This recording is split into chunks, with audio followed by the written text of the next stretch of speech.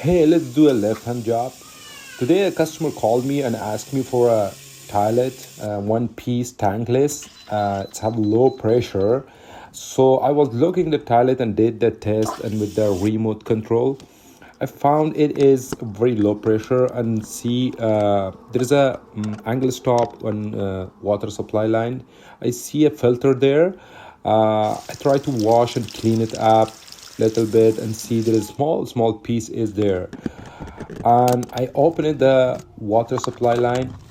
It was good, it was fine. Let's open the toilet seat and do a little bit deeply uh, cleaning.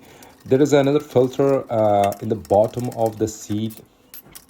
I will definitely do the cleaning after the opening the toilet seat. There is a filter which is in the bottom, and we need to open it up this water supply line. And after I open it, I see there is another filter, and that was definitely have something and it need to be clean.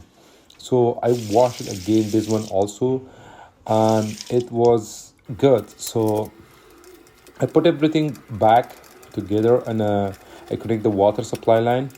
After that, I did the test. Thank you for watching the video, and please subscribe my Left Hand Plumbing YouTube channel. It is new. Thank you very much. Bye.